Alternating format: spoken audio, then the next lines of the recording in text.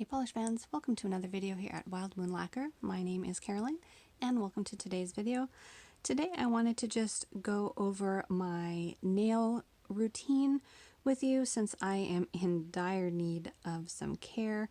I've been swatching like a maniac and you can definitely tell I've got areas of damage on my nail that need some attention and a little bit of residue from my swatching left over from my last attempt at removing them.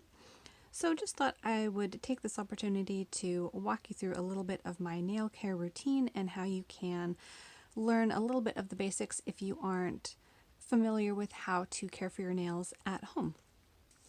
A few of the basics is a nail file. I like the glass nail files basically because I prefer the texture. So growing up, there were those metal ones. Oh my goodness, those are cringeworthy. I really could not even use them on my nails whatsoever.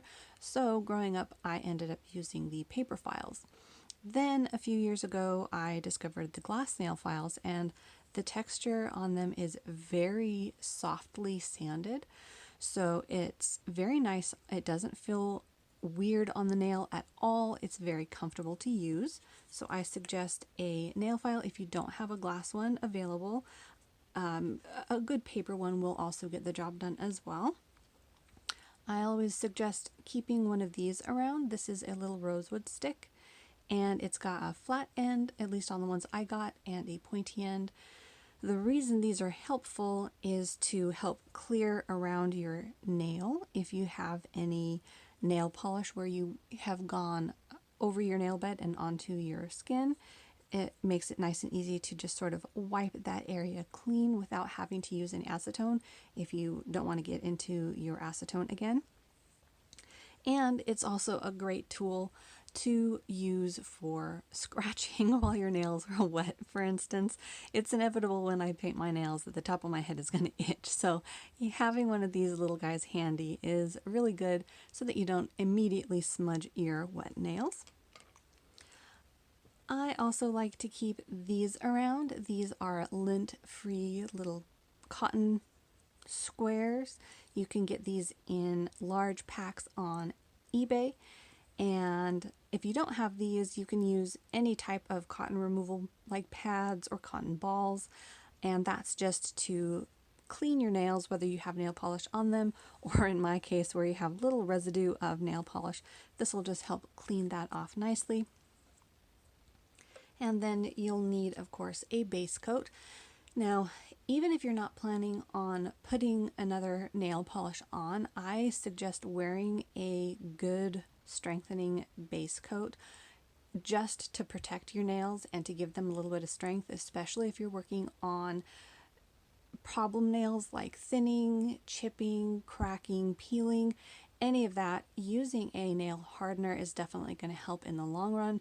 You're going to cover up any damage that you might already have and prevent that from snagging on things and prevent more damage from happening to your nails. So I always suggest a very good base coat. This is my favorite one at the moment. I'm actually almost done with this bottle. It's actually getting a bit gloopy and stringy, but I'm still using it because it is really good, and I actually like the extra thickness that this provides when I've got damage on my nails, like right here on my thumb and this on my middle finger. I'm not even sure what happened to this. I don't think I did anything to it necessarily, but the end of my nail is sort of lifting, and so while this grows out, I'm keeping it nice and covered with a thick top coat of my base coat. And if you are planning on putting a new manicure on or a new nail polish color, using a glossy top coat is always a suggestion. Even if the polish itself dries nicely on its own, using a top coat is going to help seal your polish in. It's also going to provide extra protection and longevity to your manicure, especially when coupled with a good base coat. So I always suggest a good top coat. This particular one is from Vibrant Vinyls, and it is in the scent Rainbow Sherbet. I almost said flavor. This is one of my favorite ones. It's a nice, thick, glossy top coat, and it's also quick dry.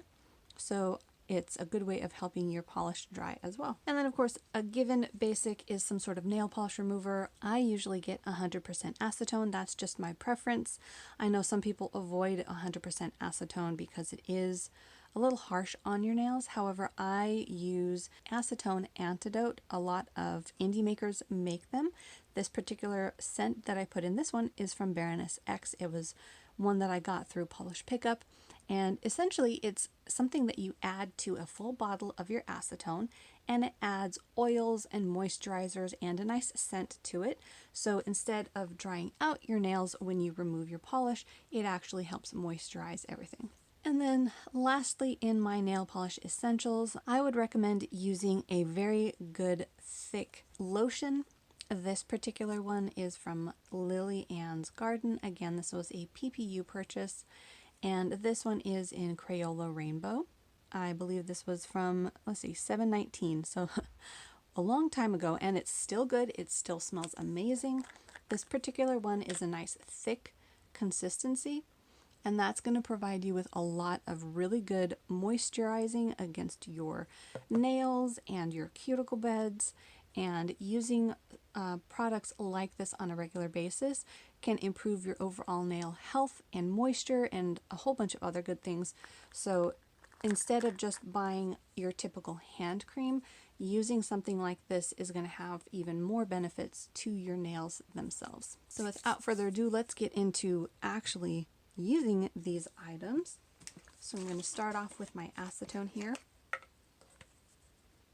and just give my nails a quick little going over to remove whatever extra little tidbits I can. I think some of this is not going to come off. Some of this red on my pointer finger, for instance, is underneath the layers of the nail, so I don't think that's going to come off.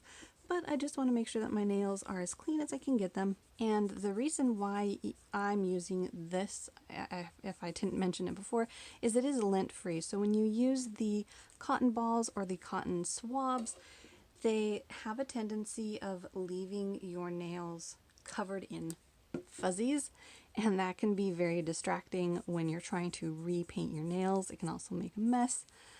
The downside of this, I will say, is because it is so thin, I am spilling nail polish remover on myself. So if you do use these, just keep that in mind and just be careful with application. So when you're at this point and your nails are nice and clean, I can go ahead and do some refining with my file, and I'm just going to lightly buff or file the edge of my nail just to get rid of any disparity in length or areas where I may have a little bit of an indentation in the tip of my nail. And I don't ever aim for perfection. If the nail wants to take a particular shape, then so be it. And my nails overall are different shapes anyways. For some reason, my pinky and my ring finger square out at the top. My pointer and my ring finger, as well as my thumb, all have a tendency of being curved at the top, and I have tried flattening them out, and it doesn't work so well. At least it didn't the time I tried it. I might have to try it again one of these days if it starts to bother me, but that's the way mine go, so. Alright, so now that they are shaped and clean, now we're ready to apply our protective base coat.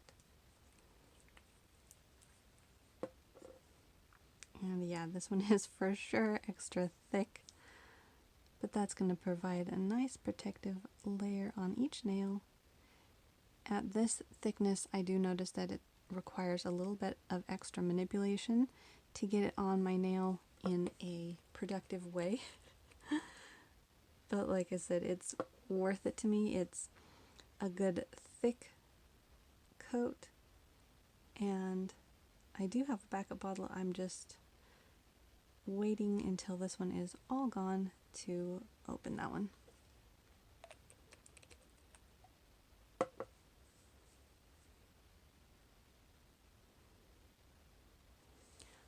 Alright, so there you have it. That is one coat of our protective base coat. I think we are definitely getting down to the nitty gritty bottom of the barrel with that bottle of base coat. I think it's about time for me to switch out my bottles of that. But I was able to get a good base coat on here, and that's going to protect the damaged areas of my nail. And once this dries, apply your nice moisturizer and you'll be ready for a new manicure. So thanks for watching. Hope you enjoyed, and maybe you were able to learn about how to take care of your nails at home. And make sure you like and subscribe for more nail polish videos, and I'll see you next time.